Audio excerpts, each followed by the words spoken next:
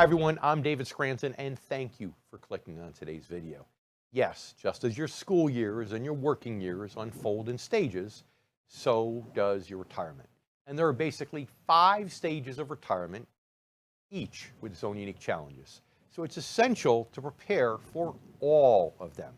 And we'll show you that right here on today's show. Specifically, we'll be covering the growth and accumulation stage, then the transition stage, then early retirement, mid-retirement, and late retirement.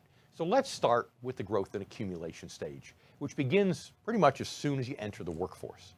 For most, that means in their 20s. And ideally, that's when you should begin investing a portion of your paycheck each week with the goal of growing a nest egg large enough for you to retire on. Yet, for a variety of reasons, most people don't start saving for retirement that early. In fact, according to a recent report, just 39% of adults said they started saving in their 20s. Many don't start until their 30s or even 40s. Here's the bottom line. No matter when you start, it's important that you save as much as possible during this stage. And the sooner you start, the more aggressive you could be in your investment strategies. You can afford to take more risks because you have the luxury of time to make up for any major market losses. But you lose that luxury as you get older. Right? So now, speaking of getting older, let's go to stage 2. The transition stage is also known as pre-retirement. This occurs roughly 10 to 15 years before you actually retire. And this technically is still part of the growth and accumulation stage, but I like to separate it because there are actions that you need to do during this period. For example, if you're behind on saving, one of the goals now in this transition stage should be to make up for lost time. In addition to turbocharging your savings, the transitional stage is when you should identify your specific retirement goals. Because once you do, you'll probably realize your goals are income-based. In other words, not lump sum based. You're not going to cash out your money and make major lump sum purchases. You need income in retirement. So these income goals mean that they're probably lifestyle-based goals that you want to be able to, things you want to be able to pay for through a regular income stream, like traveling, spending time with family, enjoying your favorite pastimes and hobbies. Now, once you realize this, you'll start to realize the importance of shifting your investment focus from portfolio growth and total return to portfolio income, retirement income. And for most people, the transitional stage is the single best time to start to make this shift. Doing so now can help ensure your assets are allocated in a way that not only generates sufficient income for retirement, but also allows you to continue growing them, but doing so with less risk. All this is why, if you're in that transitional stage, now is the right time to find a financial advisor who specializes in investing for income. And in my experience, an income specialist can be the best qualified person to help you create a strategy that helps align your income-based goals and also prepares you for all the other challenges that are unique to retirement. Things like satisfying RMDs, trying to minimize your retirement taxes, helping prepare for long-term inflation. And of course, there are many others, and a retirement income specialist can help you address all of them. So now, let's go to stage 3, early retirement. Generally, the period from your last day of work until you hit your early 70s is considered early retirement. And for some, it might be mid or late 70s, but this is often the most enjoyable stage for several reasons, but can also be the most dangerous. Why? Because you're still relatively young and healthy enough to enjoy your most highly anticipated goals. But many people get so caught up in enjoying the stage of retirement that they lose sight of the need to continue preparing for the next 2 stages. Sometimes they can end up overspending and putting their finances on autopilot, and eventually, if they live long enough, it catches up with them. So how do you avoid these risks? Well, first, have a budget. And I know it should go without saying, but I have to say it nonetheless, stick to the budget.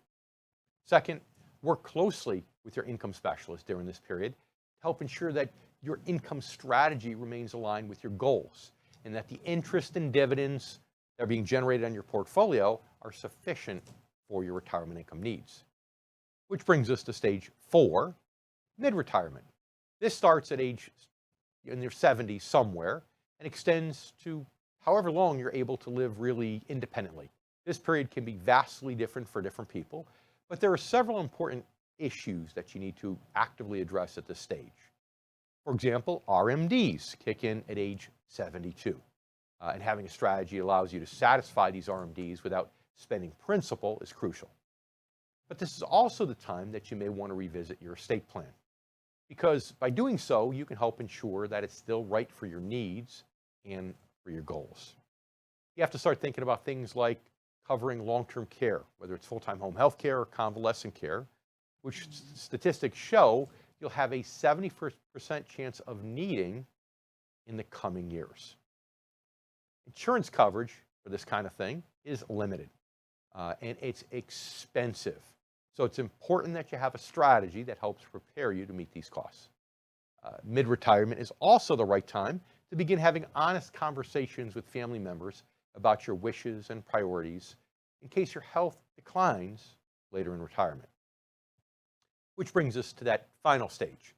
The good news is that if you're prepared and manage your affairs well during all the other stages of retirement, you won't have much to do in terms of worrying about your finances in late retirement, because the people you've identified to take over will do it for you.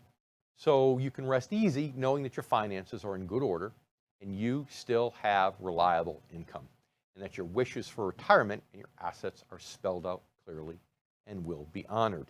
You can think of these three retirement stages, early, mid, and late, as being referred to as the go-go years, as I said, in the early 70s, where you want to get up and travel and do all the fun stuff.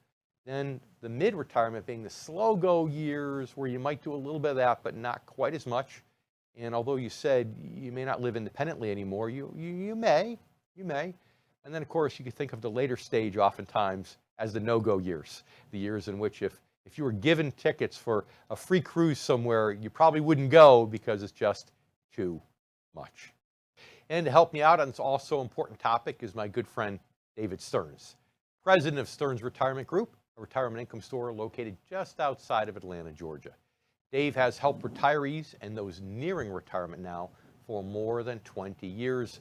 Dave, always great to have you back here on The Income Generation. Thank you, Dave. Thanks for having me.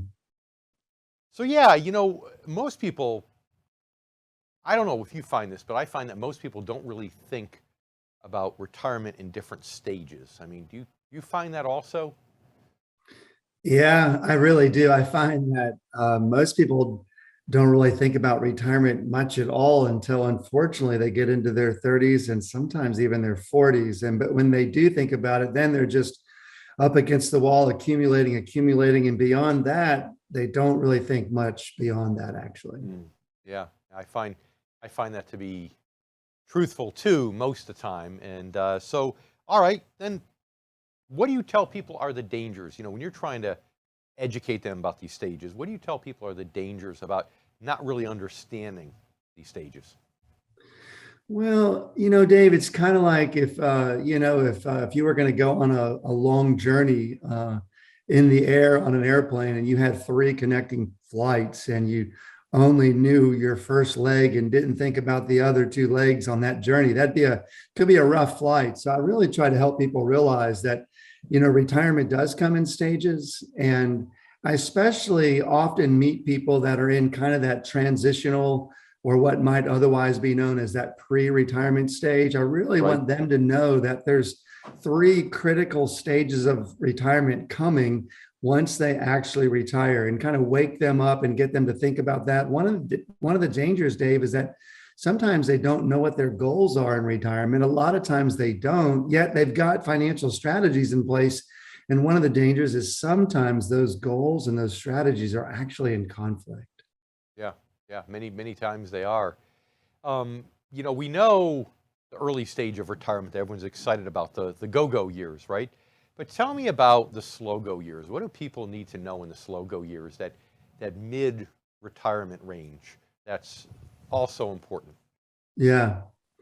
Well, that's an important part of retirement. It's really, like you said, it's the mid-range of those 3 stages of retirement. Once you retire, it's really that we call the slow-go years sometimes, right? Yeah, we call them the slow-go, followed by the no-go. Maybe they can go but don't want to. Yep. And previous to that would be those go-go years. But that slow go mid-range is really important because there, Dave, people really need to start thinking about their required minimum distributions, right? I mean, at that point, at age 72, they're probably entering into that mid-range, and those RMDs are going to kick in. If they've not been taking income, now they're going to be forced to be taking income 3.6, 3.7, 4.2%. So that's a pretty big demand on that IRA. And oftentimes, if they're still invested the way they were during the accumulation stage, I want them to understand that can backfire. So they got to be thinking about an income plan for the required minimum distributions. It's also really a good time, Dave, for them to go back and review that estate plan, making sure that their beneficiaries are exactly the way they want them to be. They got to be thinking about long-term care. If they're going to need long-term care, and if they haven't already, that's a real possibility in this mid-range of retirement or even in the no-go years. And so we want to make sure that we've addressed that carefully and that they have confidence in knowing what that plan is. And then finally, even talking to their kids. If they haven't yet, this is the stage to really have honest conversations with their children about their wishes for care and afterlife and things like that. Yeah. Yeah, I think well said. And of course, as someone who owned really a home health care business for many, many years, helping people all over your area, I know it's a tough business to run, and I give you a lot of credit and respect the heck out of you for the fact that you did that. It's low profit margin business with a lot of stress, but it's something that people need. And that's something, that you're right, they need to plan for in the mid-range, but in many ways they need to plan for it before retirement too, right? That's right. Yeah, absolutely. Especially that long-term care piece. If insurance is something that they want to do, there's a lot of ways to mitigate the long-term care risk. Insurance is just one of them. But if that was something that would fit them, that's really something that needs to be done more in that transitional pre-retirement, or for sure in the first stage of retirement. You're right, Dave. Yep. Yeah. So the transitional stage, because the transitional stage is the stage where you're getting ahead of the curve a little bit, so you have a chance to prevent major mistakes that could happen in the other stages and set things up right. So what's your most important piece of advice for those watching right now that are in that transitional stage, 10, maybe even 15 years before retirement? Sure. Yeah, I think, well, heck, if they're 15 years before retirement, I want to make sure that they're heavily positioned in equities, strategically selected, possibly individual equities that pay a lot of good dividends, and taking advantage of dollar cost averaging into the dips and things like that. But if they're more like 10 years, Dave, and really fast approaching retirement, that's going to be the time where I really want to help them identify what their goals are in retirement. If they haven't already, and most of the time they haven't, I really want them to think through it. I really want to draw them out, because what they're going to find is that many of their goals in retirement, lifestyle type goals, are at the end of the day income goals. And so what I want them to realize is hey, when you do retire, we don't really want to have to sell a share of a stock to go play golf, right? And to do the things that you want to do, even like traveling. So we want to identify the goals, but I would also say for them, it's really critical that they find an income specialist, because, well, frankly, Wall Street isn't that helpful when it comes to helping them figure out rational ways to decumulate what they've spent their lifetime accumulating. And so they really need to find an income specialist during this season as they prepare to create income and permanent income in their 3 stages of retirement. Final thoughts, David. The stock market had been pretty strong through the end of last year, bouncing around like a yo-yo this year. How does some of this recent volatility and inflation, everything we're seeing right now, affect that decision, or the timing of that decision, or the importance of that decision for those folks in the transitional years? Yeah. Well, if they're in the transitional years and they think they're going to work for maybe 10 more years, I would say the volatility is a good friend of theirs right now. They still have time to buy some really good equities on sale and hold on to them. Again, we would prefer high yielding dividend paying equities for that strategy. And even with interest rates going up, for those people that are inclined to shift more to a pure income model, not using bond mutual funds, we don't want same old same old. But if they want to have some really good individually owned and carefully researched income equities, like maybe some individual bond or bond-like instruments, with interest rates going up right now, it's not a bad time to buy some of them and hold them and get them stable, preparing themselves for some really good income in retirement. They could certainly get a heck of a lot more interest from those today than they could a year ago. So, as usual, some great wisdom there, David Stearns. Thanks so much for being back on The Income Generation. Thanks for having me back, Dave. Thank you for watching today's video, 5 Stages of Retirement and how to help prepare for them. If you've enjoyed it, click the thumbs up button to give us a like, and make sure you subscribe to our YouTube channel for new content each and every week.